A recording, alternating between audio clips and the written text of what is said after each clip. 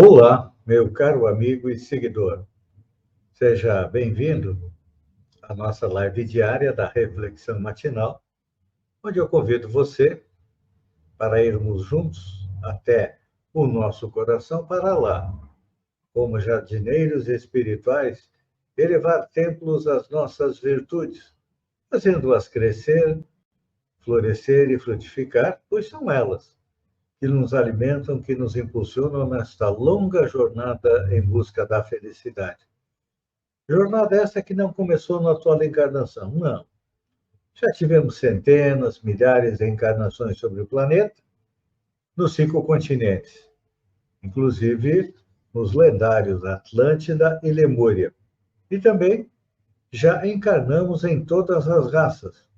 Já fomos brancos, negros, amarelos, peles vermelhas. Encarnamos como homem, como mulher, dependendo da nossa necessidade encarnatória, como esclarece o Espiritismo, que diz mais: a felicidade é possível, a felicidade está próxima.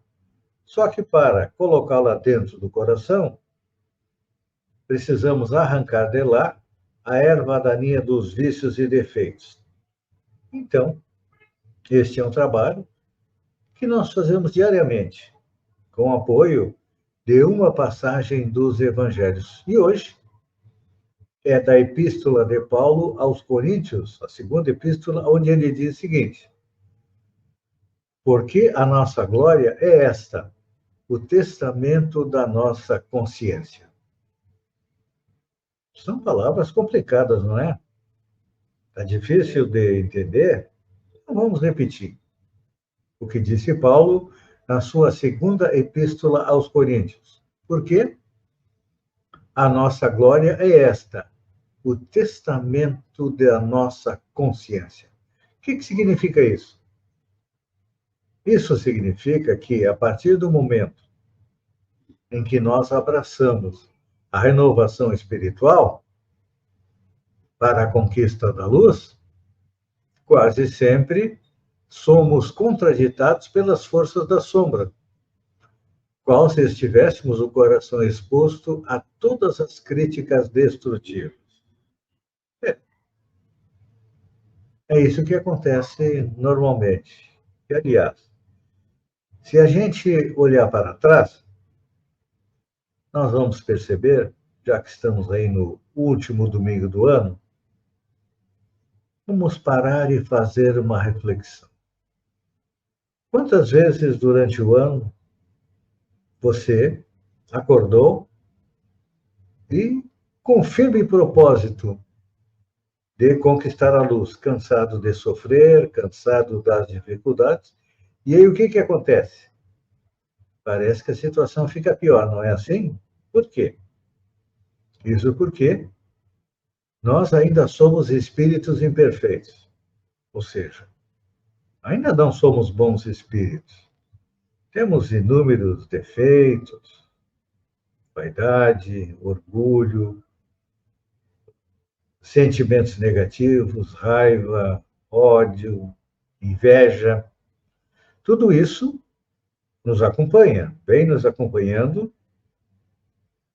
e cada vez que nós queremos deixar isso de lado, o que acontece?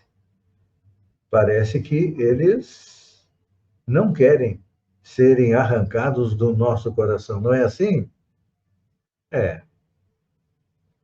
Porque a nossa volta, e também em nossas encarnações anteriores, o mal foi nosso companheiro. E aí, nossos companheiros não querem nos deixar seguir em frente. Querem que continuemos iguais ao que éramos há 1, 2, 10, 100 reencarnações atrás. Então, e normalmente, o que acontece? Quando a gente tenta colocar boas coisas no nosso coração, um exemplo, quando cultivamos a bondade, os nossos amigos, as nossas companhias do mal, afirmam que nós somos o quê? um idiota. E usam aquele ditado: farinha pouca, meu pirão primeiro, não é assim? Isso é demonstração de egoísmo.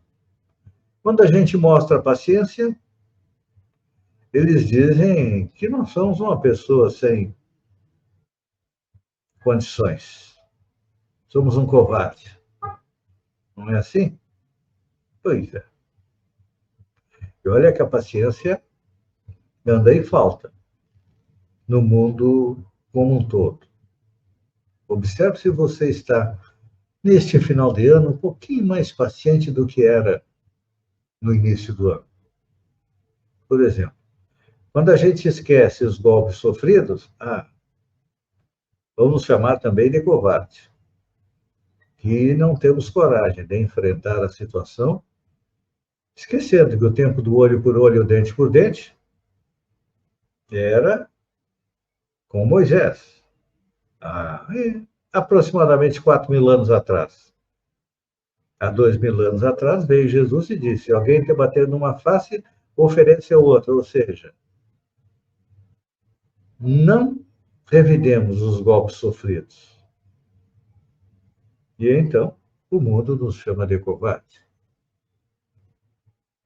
Em outra situação, se praticamos a humildade, vamos nos chamar de tolo, de bobalhão, não é assim? Ser humilde? Não. Cada um de nós tem que estar no topo. Nascemos para competir, para ser o melhor. E aí, quando não conseguimos fazer isso, sofremos, não é assim? Isso é demonstração de um espírito ainda imperfeito. Os espíritos mais evoluídos vão lentamente adquirindo mais e mais humildade. E um exemplo de humildade é Jesus, governador espiritual do planeta, só aceitava ser chamado de mestre.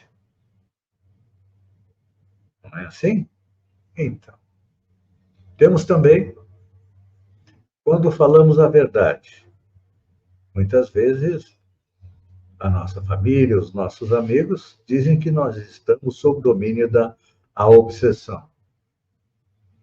Claro que a verdade muitas vezes tem que ser dosada. Por exemplo, a luz.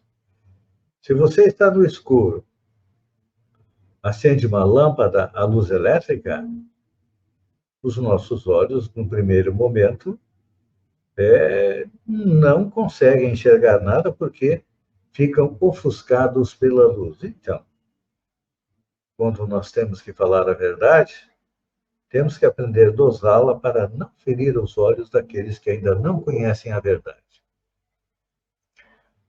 Se exercitamos a brandura, somos chamados de preguiçosos. Se confias em Deus, dizem que és fanático.